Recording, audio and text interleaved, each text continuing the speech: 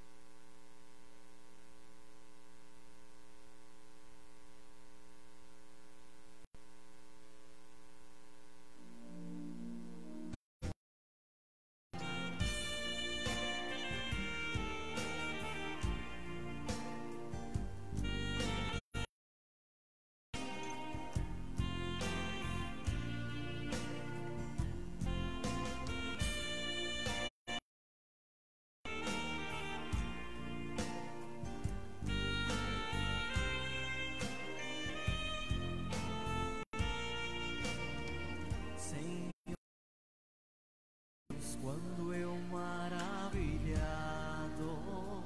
contemplo a tua imensa criação,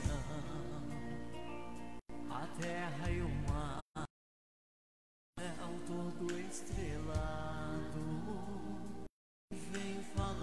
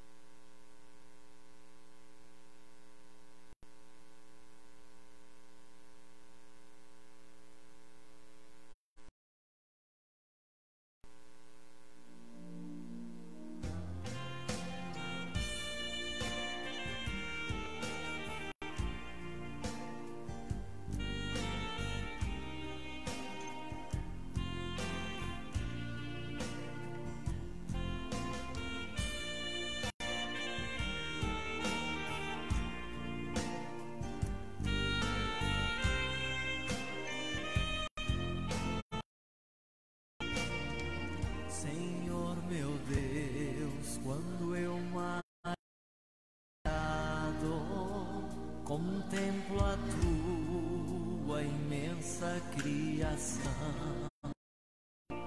a terra e o mar e o céu todo estrelado. Me vem falar da tua mão. Então minha alma canta-te, Senhor. Grandioso és tu, grandioso és tu, grandioso és tu. Quando as estrelas são de mim distantes, vejo a brilhar com vívido esplendor. Relembro, ó Deus, as glórias cintilantes que meu Jesus deixou por meu amor. Então minha alma canta, grandioso és tu, grandioso és tu. Então minha alma canta-te, Senhor. Grandioso és tu, grandioso és tu. Olho as florestas.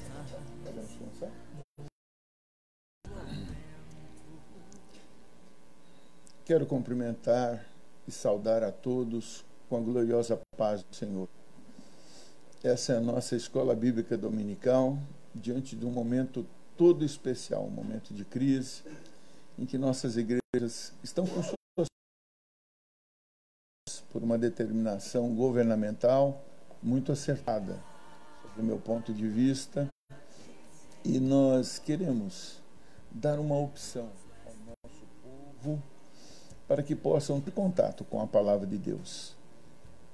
Talvez Deus tenha permitido esse momento para que nós dessemos esse salto de tecnologia, com o intuito de alcançar um pouco mais as pessoas com a mensagem da palavra de Deus. Os instrumentos, eles podem ser os mais variados, mas a palavra é única.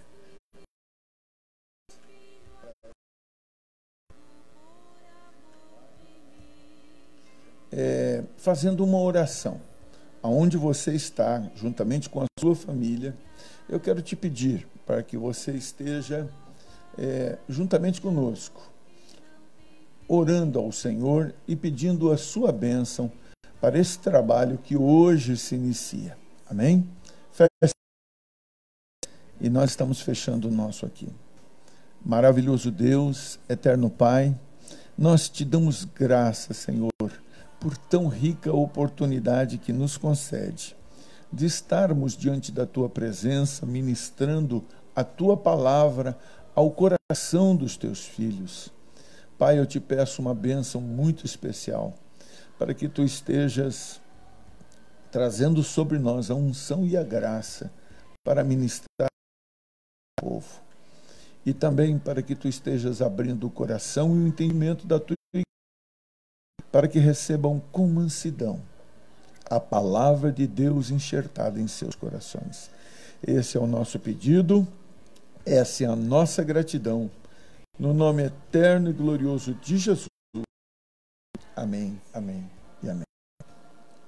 Pois é, irmãos, nós estamos neste momento na Escola Bíblica Dominical, a lição de número 12, datada de 22 de março de 2020, cujo título é Jesus, o Homem Perfeito.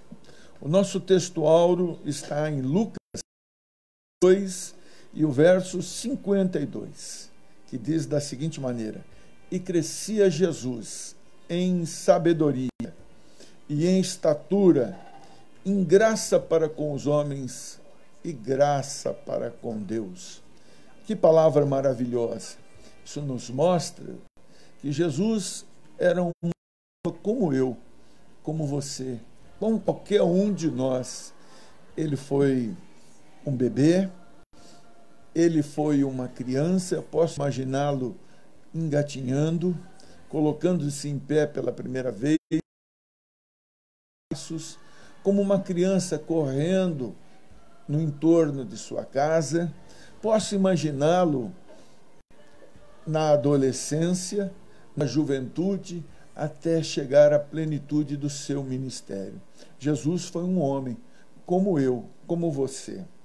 Nesta lição de hoje, nós gostaríamos de deixar a você os nossos objetivos específicos. Expor a divindade de Jesus, explicar a humanidade de Jesus e assinalar a perfeição de Deus.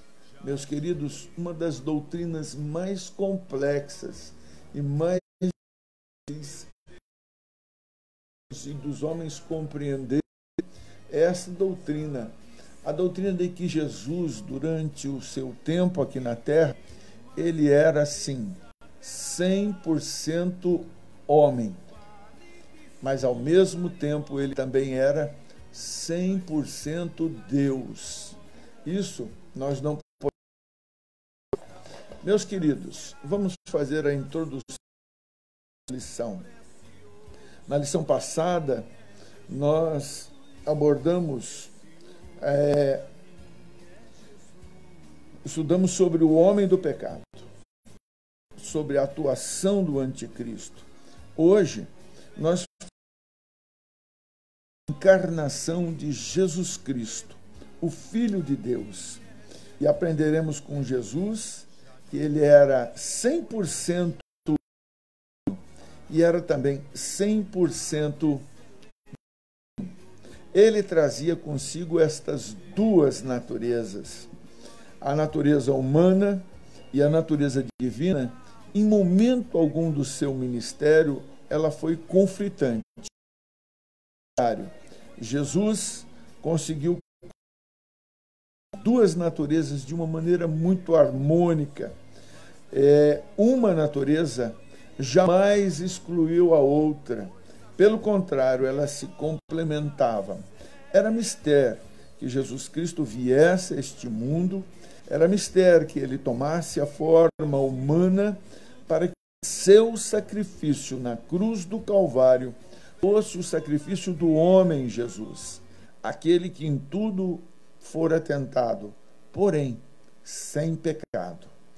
Eu gostaria de partir para o primeiro item da nossa lição da Escola Bíblica Dominical, cujo subtítulo é Jesus, o verdadeiro Deus. Olha, Jesus era perfeitamente humano. Jesus era também perfeitamente divino. Ele não era meio homem, meio Deus. Ele era 100% homem. Ele era 100% Deus. Sua eternidade com o Pai. A Bíblia nos diz que o Senhor, como o Filho unigênito de Deus, ele não somente é eterno, como o Pai também é eterno, como o Espírito Santo é eterno, mas ele é a própria eternidade. Antes da sua, ele estava com o Pai. O Pai criou todas as coisas. Eu gostaria que você abrisse a sua Bíblia no Evangelho de nosso Senhor e Salvador Jesus Cristo, escrito por João, o apóstolo amado. João diz no capítulo 1 e o verso 1: no princípio era o Verbo, e o Verbo estava com Deus, e o Verbo era Deus. A eternidade, antes da terra, antes da criação do universo, antes existia, ele já era eterno. Nós verificamos que as suas atividades eternais são lindamente descritas ao longo de toda a palavra de Deus. Meus amados irmãos, o segundo item nos fala dos seus atributos. de grandeza e perfeição. Jesus é a fonte da vida. Jesus é, na essência, a própria vida, porque dele emana a vida. Ele é o autor da vida. Se nós nos reportarmos ao Evangelho de João, mantenha a sua Bíblia aberta no capítulo 1. O verso 2 diz: ele estava no princípio com Deus, e todas as coisas foram feitas por ele. E sem ele, nada do que se fez foi feito. Olha que coisa maravilhosa. Que coisa maravilhosa. Nele estava a vida, e a vida era a luz do homem. Este é o nosso Senhor Jesus Cristo. Nele se encerrava toda a vida. Por isso, meu amado irmão, Jesus é a vida, é o fôlego de vida que nós vivemos. Ele tem vida em si mesmo. Sendo Deus, de Deus, ele é imutável. Ele não é homem para que minta, nem filho do homem para que se arrependa. Ele é imutável. Nós encontramos que ele é de eternidade a eternidade. Hebreus, ele diz no capítulo 13 que Jesus Cristo é o mesmo ontem, hoje e eternamente. Ele é atemporal. Ele é um Deus sem igual, de eternidade a eternidade. Visto a eternidade de Deus, gostaria de lhes falar alguns outros atributos que ele traz consigo. Atributos esses que nós vamos encontrar, atributos que nós encontramos na pessoa do Espírito Santo. Que atributos são esses? A Bíblia nos fala que ele é onipresente. Ele está em todos os lugares. Quando ele ressuscita, ele diz àqueles que o ouvem: eis que estou convosco todos os dias, até a consumação dos séculos. Ele haveria de estar conosco, e esta promessa, ela não será esquecida. Ele diz também, a palavra de Deus nos diz também que ele é onisciente. Nós encontramos que um determinado momento da vida, do ministério de Jesus, ele estando com a sua natureza, na sua natureza humana, os discípulos, ele fala acerca do fim dos tempos, e os discípulos perguntam a ele: Senhor, quando isso acontecerá? E ele diz: os anjos não sabem, eu não sei. Queridos irmãos, nós vamos partir agora para o segundo item da nossa lição. Jesus, o verdadeiro homem. Jesus foi, sim, 100% homem na concepção, ou seja, quando ele foi gerado no ventre de Maria por ação do Espírito Santo de Deus, na sua encarnação e o nascimento como do Filho de Deus. Isso não pegou o povo de Israel de surpresa. Os judeus sabiam, por meio das Escrituras sagradas, que o Messias prometido haveria de vir. Havia uma expectativa por parte dos judeus pela vinda do Messias. E nós encontramos que o mundo gentílico foi preparado por Deus para receber Jesus. Os judeus, apesar de todas as evidências bíblicas, viram-no, mas o rejeitaram. Mais uma vez eu quero que você abra a sua Bíblia no Evangelho de João, ainda no capítulo 1, o verso 11 diz assim: veio para o que era seu, e os seus não o receberam. Mas a Bíblia diz: mas a todos quanto o receberam, deu-lhes o poder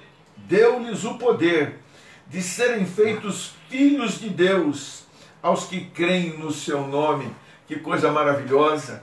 Ele veio para os judeus, ele apresentou-se na plenitude dos tempos, Ele veio para que se cumprisse a plenitude dos tempos e a promessa de Deus para com os homens. A promessa de Deus feita primeiramente em Gênesis capítulo 3, o verso 15, que da semente da mulher viria um que haveria de esmagar a cabeça da serpente, mas essa também lhe feriria o calcanhar.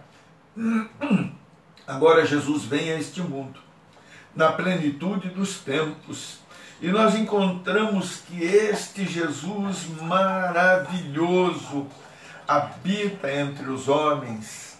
Ele é o Verbo de Deus, ele veio para os judeus não aceitaram, mas a nós, gentios, a todos aqueles que o aceitarem como Senhor e Salvador da sua vida, ele nos dá o poder de sermos chamados filhos de Deus,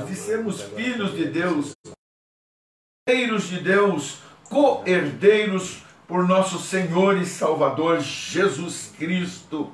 Que coisa tremenda, que plano maravilhoso nos concedeu o Senhor.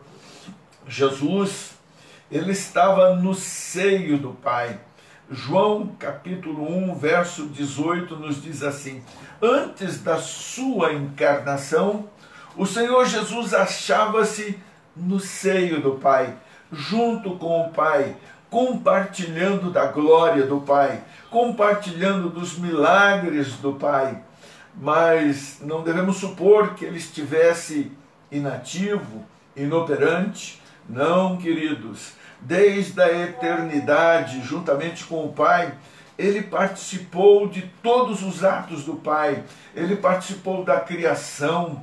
Ele é o Verbo de Deus. Se nós observarmos, volto a insistir, no capítulo 1 do Evangelho de João, nos diz assim: nele estava a vida, e a vida era ele. Todas as coisas foram feitas por ele, e sem ele, nada do que foi feito se fez. Sem Jesus, nada do que existe hoje existiria. Ele é a fonte de toda a criação. Sem Jesus, nada do que existe hoje existiria.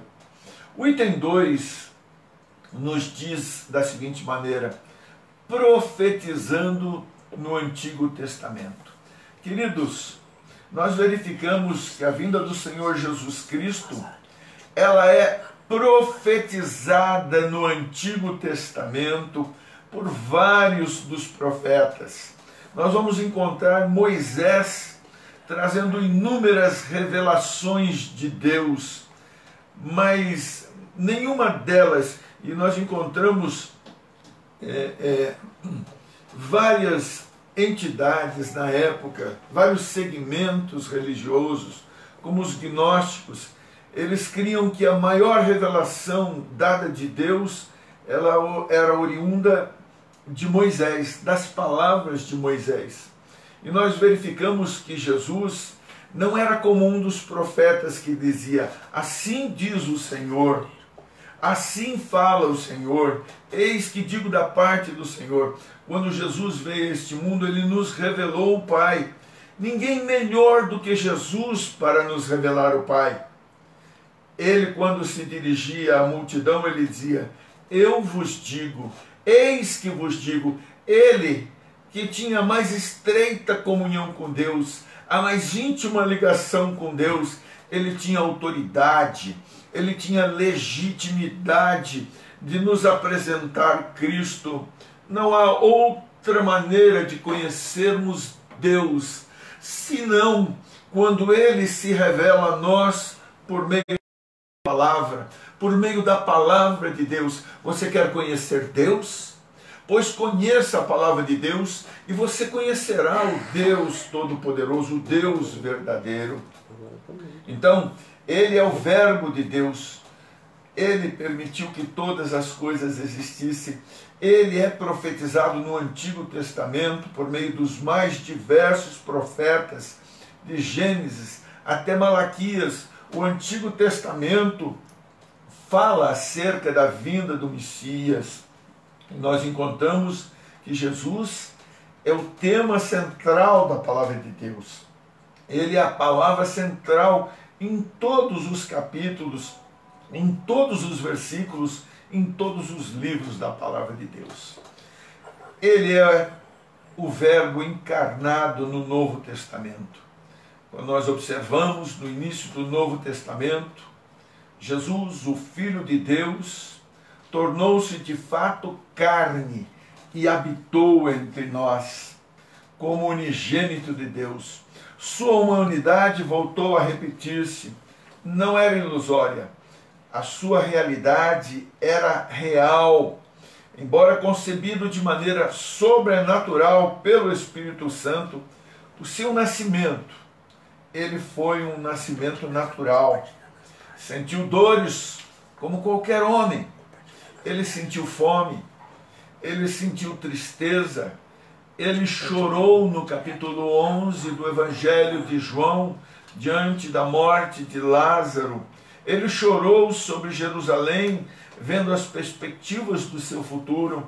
Jesus irou-se e derrubou as mesas dos cambistas que faziam da casa de seu pai uma casa de comércio. Jesus era um homem como eu, como você, sentindo as mesmas emoções. A Bíblia nos diz que ele experimentou toda a tristeza que um homem pode existir, a decepção da negativa de Pedro, a desilusão da traição de Judas, a tristeza pela morte de Lázaro. Tudo isso foi vivido pelo Jesus Cristo humano, o Jesus Cristo carne. Ele experimentou as mais profundas tristezas, à semelhança da nossa humanidade. A Bíblia nos diz que Jesus era completo. Ele tinha corpo, ele tinha alma, ele tinha espírito. Se nós observarmos na palavra de Deus, quando Jesus morre, José de Arimateia dirige-se a Pilatos, pedindo para que lhe dê o seu corpo, para que fosse sepultado. Nós observamos que quando ele está no Getsêmani, num estado de agonia extrema que antecede a sua morte, porque ele vê que sobre si virá todo o peso do pecado, o peso de toda a humanidade pecadora. A Bíblia nos diz que ele está triste até a morte, a sua alma está triste. Já na cruz do Calvário, tendo sobre si os nossos pecados e as nossas iniquidades, tendo sobre si as nossas enfermidades, a Bíblia nos diz que ele entrega o seu espírito. Então Jesus teve sim um corpo, uma alma e um espírito. Concluindo, afirmamos que a humanidade de Jesus, ela era plena, ela era completa, ela era perfeita, em nada diferia da nossa santidade, da nossa existência. Todavia, ele não tinha em si nenhum pecado sobre a sua vida. Item 4 nos diz que Jesus nasceu na plenitude dos tempos. O apóstolo Paulo, escrevendo aos Gálatas, ele afirmou que Jesus veio na plenitude dos tempos.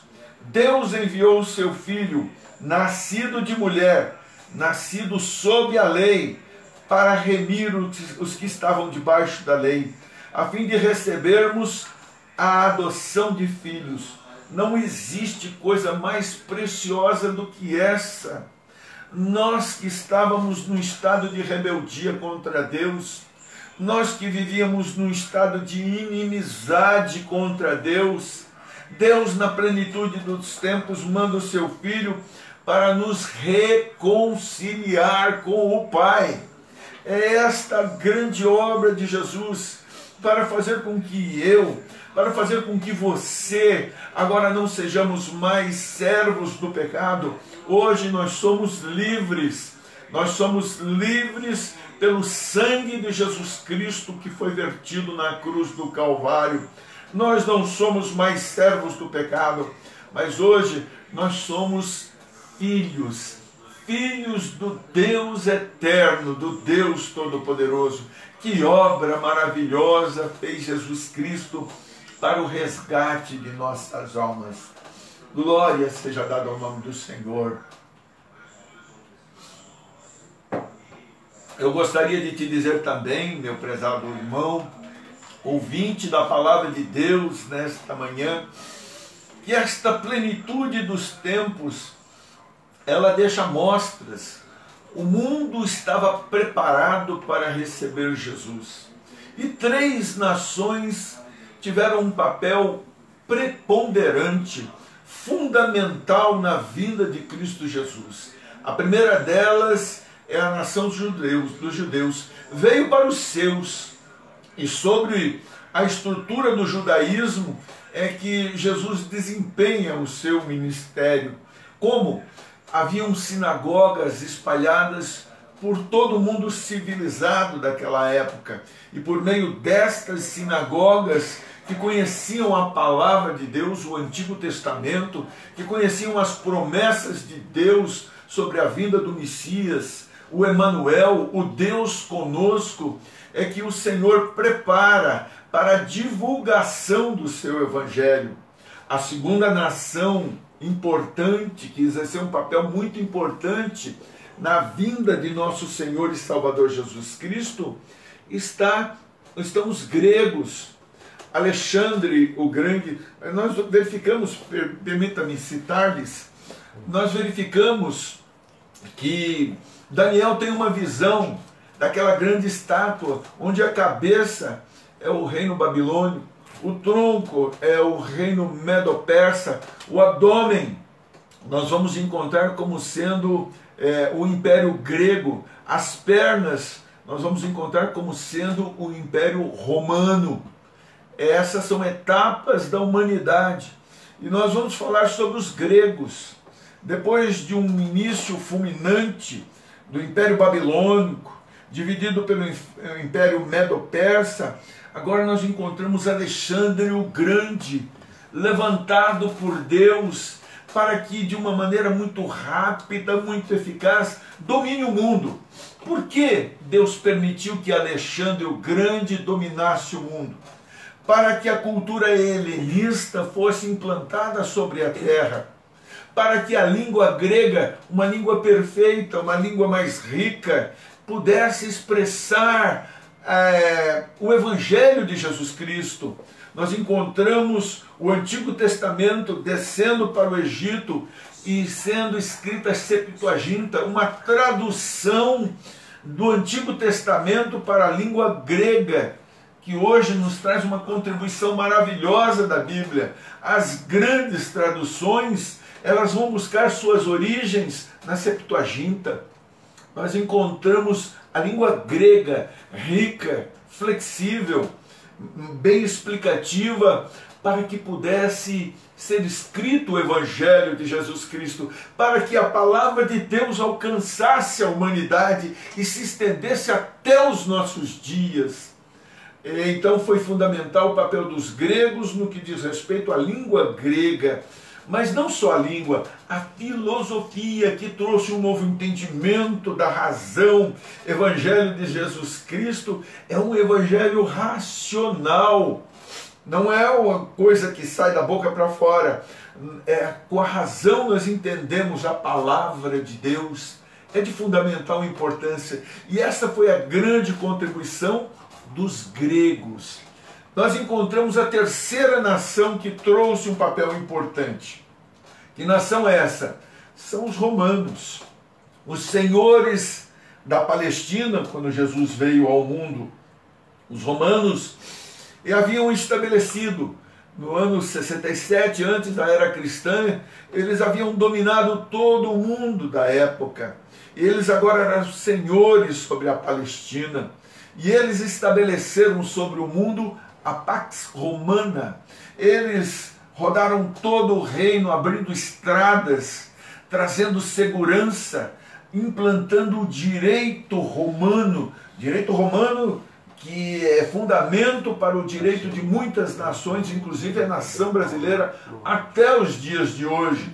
Então nós encontramos que Roma, por meio das suas leis, por meio da sua paz, por meio das estradas que foram abertas, permitiu que o Evangelho tivesse guarida, deu liberdade aos homens para que caminhassem pelo reino, para que anunciassem o Evangelho, as boas novas de salvação.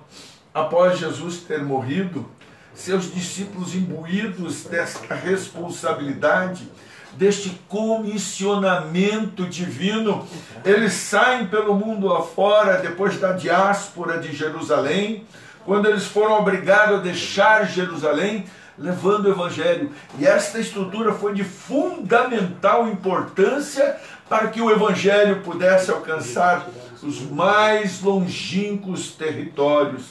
Que coisa maravilhosa! Item 5. Em Israel, Jesus é apresentado ao mundo. O Filho de Deus, que segundo a carne, é também filho de Davi e de Abraão. Ele nasceu em Israel sob a lei de Moisés e sob o domínio de Roma. Nós encontramos que Jesus, sendo filho de Davi, ele entra em Jerusalém na última semana de vida, sendo aclamado como rei. As pessoas jogam seus mantos, lançam palmas no caminho. Ele vem montado sobre um jumentinho para que se cumprisse a palavra de Deus. E ele entra aclamado como um rei. Rei que um dia, nessa época em que Jesus morreu, quando ele entra em Jerusalém, uma semana depois, a mesma multidão que o aclamava o condenou, dizendo: crucifica-o. Rejeitaram-no. Mas eu tenho uma boa notícia: ele voltará no final da grande tribulação, e quando ele voltar em glória vai ser algo maravilhoso. Ele será reconhecido e ele será aclamado como o Rei dos judeus, Rei dos reis, Senhor dos senhores. Glória seja dada ao nome do Senhor Jesus Cristo, o nosso Deus encarnado. Nós encontramos que ele começa o seu ministério aos 30 anos de idade. Na verdade, a tradução judaica diz que um homem só era homem realmente depois dos 30 anos. Ele não poderia exercer a atividade sacerdotal antes dos 30 anos. E é aos 30 anos que Jesus inicia o seu ministério, que duraria um pouco menos de 3 anos e meio. Mas que tempo tão curto e tão eficaz! Em apenas 3 anos e meio, cercado de 12 homens que não eram cultos nem doutos, homens simples, pescadores, publicanos. Nós encontramos que ele monta uma equipe, ele passa o seu evangelho, e estas pessoas se incumbem de levar este evangelho a todo mundo, de maneira que o evangelho de Jesus chega até os nossos dias. Que coisa maravilhosa!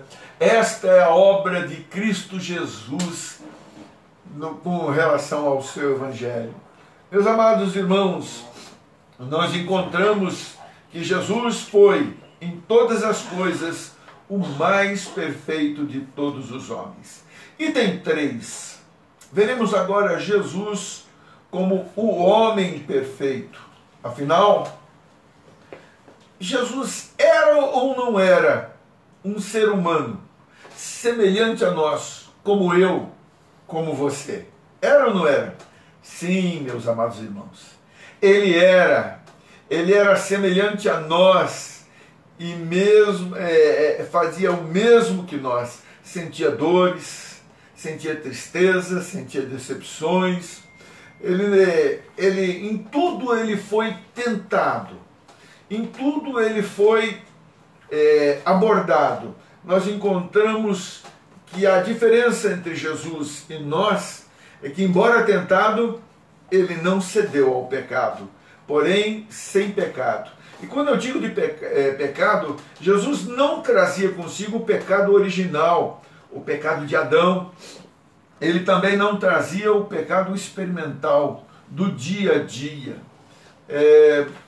Há uma distinção entre esses dois pecados. João, escrevendo na sua primeira epístola, no capítulo 1, ele diz: se dissermos que não temos pecado, pecado no singular, mentimos, fazemos-lo mentiroso, e não há verdade em nós. Porque o pecado, ele nasce com o homem e se desenvolve no seu tempo certo. Mas em seguida ele diz: se confessarmos os nossos pecados, no plural, este é o pecado experimental. O outro pecado é o pecado original. É um único pecado por meio do qual entrou no mundo e corrompeu toda a humanidade. O segundo, o experimental, é o pecado que cometemos todos os dias. Todos os dias nós pecamos. Queridos, embora tenhamos aceitado Jesus como Senhor e Salvador das nossas almas, isso não significa dizer que nós abandonamos o pecado e não pecamos mais. Nós, seres humanos, pecamos constantemente. A única diferença que nós temos hoje, na verdade, é que este pecado que nós praticamos no dia a dia, nós não queremos pecar. Nós lutamos contra ele no dia de hoje. Nós repudiamos esse pecado. Eu continuo pecando, mas eu não quero pecar, meu prezado irmão. Eu luto contra este pecado. Eu resisto a este pecado. Esta é a grande diferença. Mas Jesus não. A Bíblia nos diz que em tudo ele foi tentado. Ele foi tentado no deserto, a adotar o caminho mais curto, a adotar a facilidade. A proposta de Satanás diz: nós podemos encerrar este processo aqui e agora. Se você se curvar, se você se render, se você abrir mão, tudo nós podemos acertar aqui agora. Mas ele escolheu o caminho mais difícil, ele escolheu o caminho mais árduo, ele escolheu o caminho mais estreito, a porta mais estreita, ele escolheu o caminho mais doloroso. Por quê? Porque ele via a mim, ele via você, meu prezado irmão, ele via cada um de nós, e o seu amor por nós é que determinava exatamente a cruz, sinalizava, apontava para a cruz.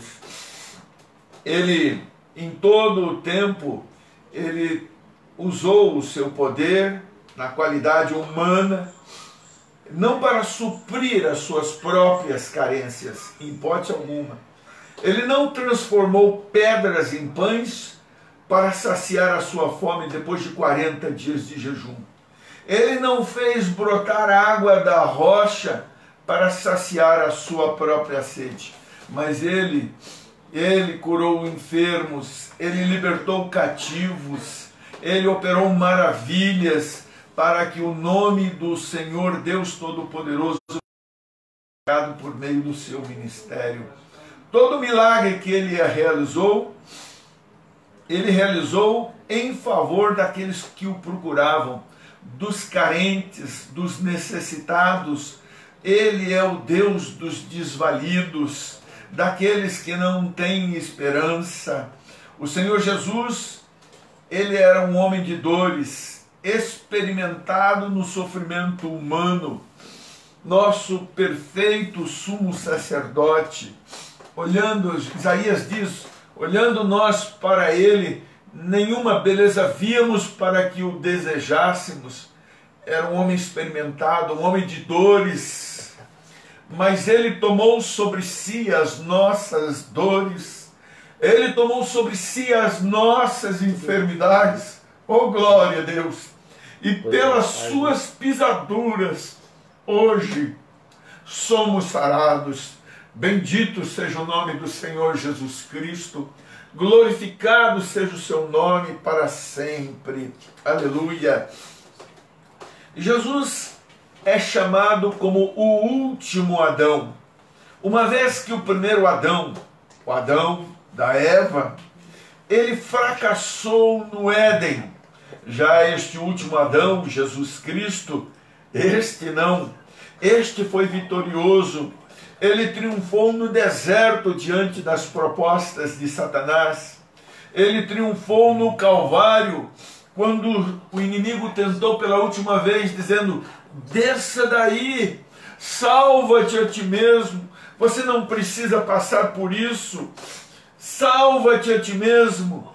E ele resistiu bravamente até entregar o seu espírito, até dizer: tetelestai, está consumada. A obra vicária da cruz do Calvário, preparada desde a fundação do mundo, dos tempos, já estava preparada. Antes que Deus dissesse: haja luz, ele já havia dito: haja cruz. E ele consumou na cruz do Calvário, restaurando-nos ao Pai, reconciliando-nos com Deus. Nós que estávamos no estado de inimizade contra Deus, agora estamos unidos. Nós temos comunhão de novo com Deus. Nós temos intimidade com Deus. Estamos juntos a Deus. Se você for fiel até o fim, você será arrebatado, e tal qual Ele é, você será também. Que promessa gloriosa, que promessa maravilhosa. Jesus venceu todas as tentações, para que nele, Jesus, nós também pudéssemos ser mais do que vencedores. Eu lembro de uma ilustração que uma vez eu vi, de um homem que ganhava a sua vida no tempo da recessão, lutando no pugilato. E muitas vezes ele chegava em casa com seu rosto desfigurado, machucado, dilacerado, mas ele trazia o seu soldo, ele trazia o seu salário e colocava sobre a mesa, que era o pão da esposa e das crianças. Eu quero te dizer que aquele homem, nem sempre ele vencia as suas batalhas, mas ele era um vencedor à medida em que ele supria a necessidade da sua família. Agora, aonde eu quero chegar é no fato de que ele era um vencedor por suprir a necessidade da sua família, mas a família era mais que vencedora, porque nunca precisou lutar, nunca precisou se expor. Foi isso que Cristo fez pelas nossas vidas. Eu queria que você trouxesse para o lado espiritual. Presta atenção, não foi preciso que eu morresse. A Bíblia diz que a alma que pecar, esta morrerá. A minha condenação era uma só. Eu merecia a morte. Eu não era digno da vida, eu jamais poderia herdar a vida eterna, não eu, pecador. Mas Cristo Jesus, Ele tomou o meu lugar. Cristo Jesus tomou sobre si a minha culpa. E uma vez feito isso, Ele a crucificou na cruz do Calvário. Ele rasgou a sua carne. Ele se permitiu morrer na cruz do Calvário pelo meu pecado, pelo teu pecado.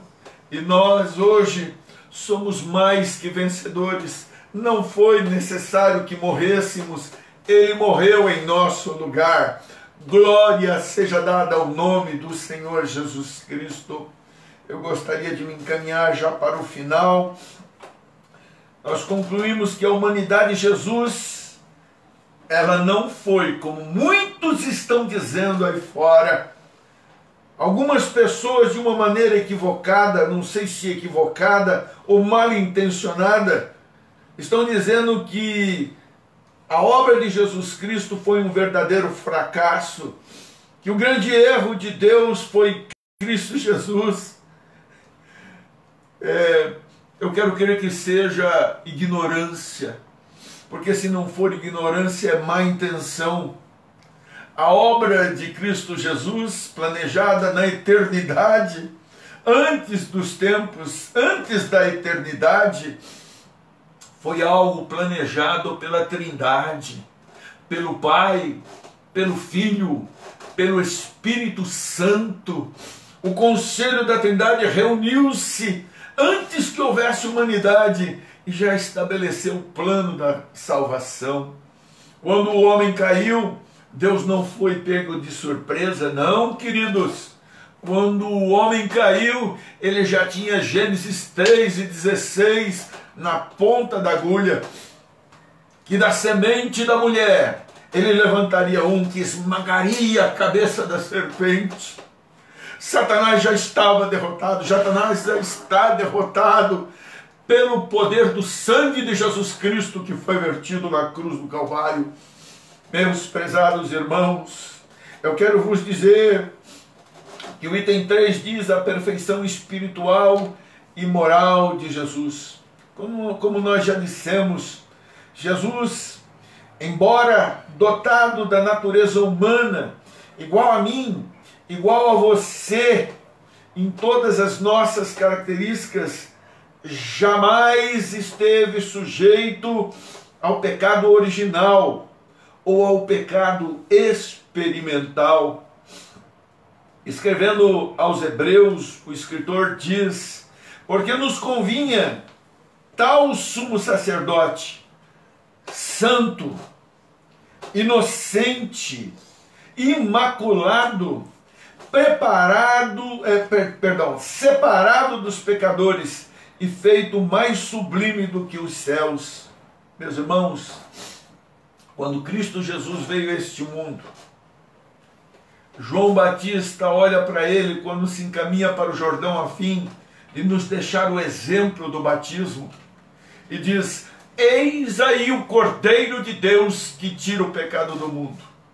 Assim como o cordeiro oferecido em sacrifício deveria ser perfeito, sem mácula, sem manchas, era o melhor que existia, era a primícia do que existia, assim foi Jesus Cristo.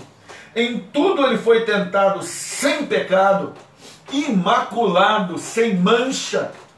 Ele agora é oferecido no sacrifício do altar de Deus. E que coisa maravilhosa! Deus recebeu o seu sacrifício. Deus recebeu a obra de Cristo, a obra vicária dele na cruz do Calvário. Glória seja dada ao seu santo nome. Bendito seja o Senhor Jesus Cristo. Nós verificamos, tanto no falar como no agir, Jesus era perfeito. Nenhum dolo, nenhum engano se achava em seus lábios. Ele era perfeitíssimo em todas as coisas.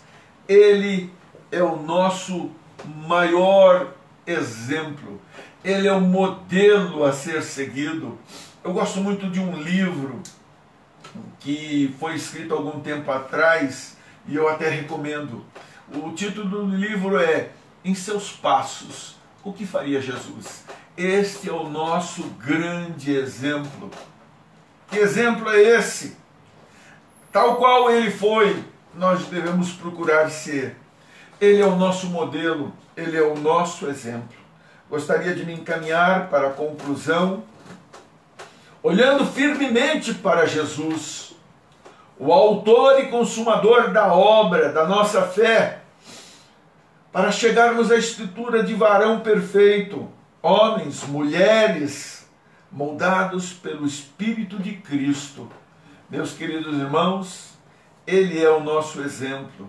Sigam ao Senhor Jesus Cristo, ande nas suas veredas e você será muito abençoado. Nós queremos neste momento encerrar a nossa lição agradecendo a todos os nossos ouvintes. Perdoe-nos algumas falhas, talvez tenham sido grandes. Esta é uma experiência inovadora para as nossas vidas. Nós estamos com alguns irmãos interagindo conosco, fazendo algumas perguntas. Tem 140 pessoas. Nós temos neste momento 140 pessoas ligadas, ouvindo a palavra de Deus. Que coisa boa, que coisa gostosa. Em tempos de crise, havia uma preocupação muito grande se nós conseguiríamos alcançar esse público. Que esse seja o primeiro exercício que nós estamos fazendo, de muitos outros. Eu quero convidá-lo, sobre hoje à noite. À noite nós teremos um grande culto a partir das 19 horas. Nós que talvez estivéssemos a caminho da igreja, ou sentado num banco da igreja, adorando a Deus, por questões legais, nós não podemos fazê-lo, mas você pode sim reunir a sua família em torno de você, meu irmão, de você, minha irmã, para que possam parar por alguns instantes e dar a Deus aquilo que lhe é devido. Dar a Deus as suas primícias, aquilo que de melhor há na sua vida, o seu louvor e a sua adoração. Deus quer continuar falando com você. É tempo de crise. Você está em casa, em quarentena, mas não se isole de Deus. Nós não podemos viver sem Ele. Ele é a razão maior da nossa existência. Então eu quero convidá-lo nesta noite para que você esteja juntamente conosco, participando desta live. Nós estaremos trazendo uma porção da palavra de Deus, muito mais do que isso. Nós queremos orar por você, nós queremos orar pelos enfermos, por aqueles que estão necessitados, queremos orar pelas irmãs que estão grávidas, para que Deus as abençoe, abençoe seus bebês que estão no ventre. Meu querido irmão, não baixe a sua guarda em tempos de crise. Nunca pare de orar, como diz aquele hino. Nunca pare de clamar. Nós estamos numa corrente de oração. Fizemos um horário de oração. Se você ainda não faz parte dele, eu quero te convidar. Dê o seu nome para a irmã Amabile. Dê o seu nome para o pastor Renato Alves. Dê o seu nome para o Josias, nosso jovem, para que eles possam incluí-lo nesta campanha de oração, este horário. Nós estamos virando 24 horas por dia, orando a Deus, intercedendo. O nosso clamor é no sentido de que nenhum dos nossos irmãos sejam acometidos por esta enfermidade. Queridos, você é o nosso convidado desta noite. Não perca esta oportunidade. Nós estaremos juntos. E não se esqueça, meu querido, você que tem um compromisso com a obra de Deus, eu digo um compromisso com seus dízimos e ofertas, não deixe de recolhê-los, porque nós fechamos as nossas portas, mas os nossos compromissos estão correndo. Se Deus não nos abençoar, infelizmente teremos que fechar algumas portas. Eu não acredito que Deus vai permitir que isso aconteça. Se você não nos abençoar, não for fiel ao Senhor, talvez nós encontremos algumas dificuldades. Então você que sempre foi fiel ao Senhor, ou você que talvez queira começar agora, eis uma grande oportunidade. Uma crise se estabeleceu, e é no meio da crise que Deus nos faz fortes. Venha conosco. Eu quero encerrar esse trabalho nesta manhã, agradecendo a tua audiência. Eu quero encerrar esse trabalho nesta manhã, orando por você e pela tua família. Feche seus olhos aí onde você está e ore comigo. Meu Deus, muito obrigado por esta tão rica oportunidade que o Senhor nos concedeu nesta manhã, de ministrarmos acerca da escola bíblica dominical. Deus, que privilégio incomensurável. Que Tu continues nos abençoando e derramando sobre nós a Tua graça em tempos de crise, Senhor. Quando Teus filhos estão dentro de seus lares, em quarentena, eu quero pedir a Tua bênção sobre a vida de cada família, sobre a vida de cada um dos Teus filhos, para que tu os visites, Senhor, trazendo paz aos seus corações. Guarda-os, Senhor, cerca-os, cubra-os com o teu precioso sangue, Jesus. Cuida da tua igreja, Pai, pela tua infinita graça e misericórdia. Atenta, Senhor, para aqueles que estão com a sua saúde limitada, com a sua parte imunológica debilitada, que tu estejas visitando os teus filhos, guardando-os e protegendo-os. Deus, eu te peço para que nenhum dos teus filhos seja cometido por esta enfermidade. Muito obrigado, Pai, por este privilégio. Nós te pedimos, ó Deus, um dia agradável diante da tua presença e que logo mais à noite possamos estar diante da tua presença. Chama o teu povo, Senhor, para o louvor e para a glória do teu nome. Abençoa, Deus, a tua igreja. Esse é o nosso pedido, a nossa gratidão, no nome eterno e glorioso de Jesus. Amém, amém e amém. E que o grande amor de Deus, que a graça de nosso Senhor e Salvador Jesus Cristo e a comunhão e a consolação do Espírito Santo esteja com a tua vida. Em nome de Jesus, amém.